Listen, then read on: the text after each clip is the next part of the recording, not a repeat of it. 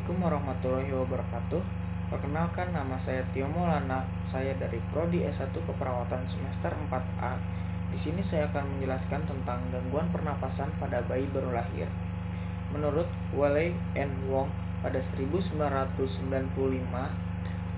adalah gangguan pernapasan kumpulan gejala dengan pernapasan yang cepat lebih dari 60 kali per menit atau pernapasan yang lama kurang dari 40 kali per menit, kulit membiru, suara seperti merintih pada saat menarik napas, dan penggunaan otot bantu napas saat menarik napas.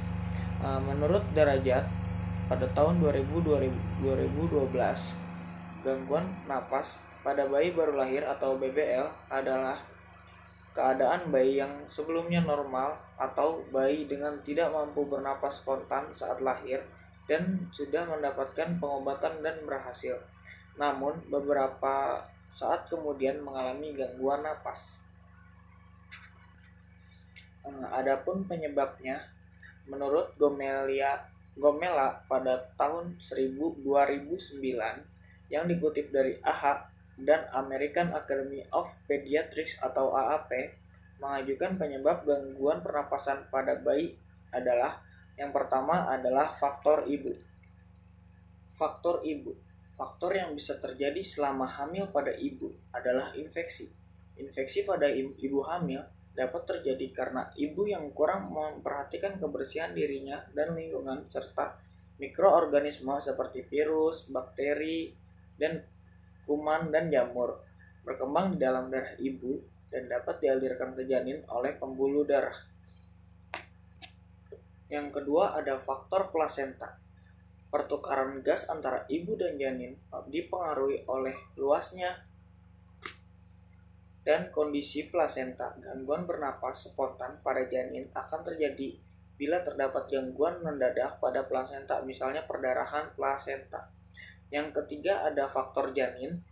Penekanan umbilicus atau pusat akan mengakibatkan terganggunya aliran darah dalam pembuluh darah umbilicus dan menghambat pertukaran gas antara ibu janin. Hal ini dapat ditemukan pada keadaan janin terlilit tali pusat.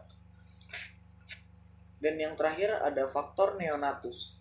Gangguan pernapasan pada neonatus dapat terjadi karena beberapa hal, yaitu 1. Pemakaian obat anestesi dan analgesik yang berlebihan. Yang kedua adalah trauma persalinan.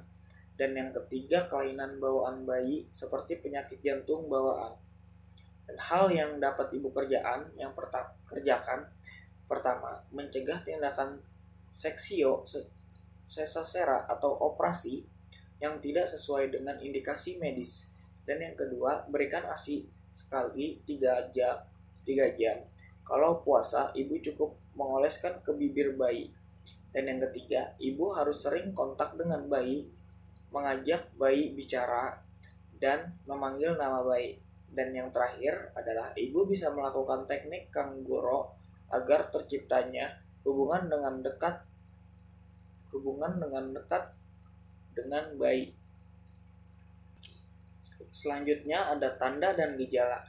Tanda dan gejala sindrom gangguan pernapasan sering disertai riwayat asfeksia pada waktu lahir atau gawat janin pada akhir kehamilan. Adapun tanda dan gejalanya adalah pertama, timbul setelah 6-8 jam setelah lahir. Dan yang kedua, pernapasan cepat dengan frekuensi pernapasan lebih dari 60 kali per menit atau pernapasan kurang dari 40 kali per menit. Dan yang ketiga ada penggunaan otot buntu nafas untuk bernafas. Dan yang keempat ada sebagian tubuh membiru pada ujung-ujung jari. Lalu yang kelima ada grunting atau mendengar seperti suara rintihan pada saat menarik nafas. Dan yang terakhir ada denyut jantung lebih dari 170 kali per menit. Dan cara mengukur tanda-tanda vital pada janin, yang pertama mengukur suhu, pernafasan, dan denyut jantung atau nadi janin.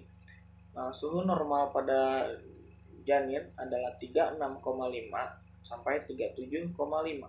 Yang kedua, sebelum menggunakan termometer, bersihkan dulu. Dan yang ketiga, bersihkan ketiak pada bayi.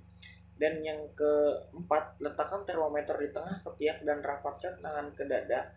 Yang kelima, tunggu termometer berbunyi. Dan yang keenam, lihat hasil yang keluar. Pernapasan normal adalah 40-60 kali per menit.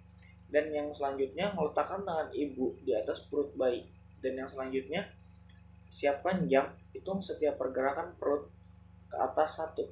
Dan yang selanjutnya adalah hitung selama 1 menit. Nadi normal bayi adalah 120 sampai 140 kali per menit, dan raba nadi bayi biasanya pada daerah pergelangan tangan.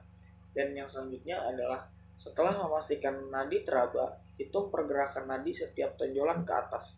Dan yang terakhir adalah hitung selama 1 menit. Sekian dari saya, kurang lebihnya mohon maaf. Wassalamualaikum warahmatullahi wabarakatuh.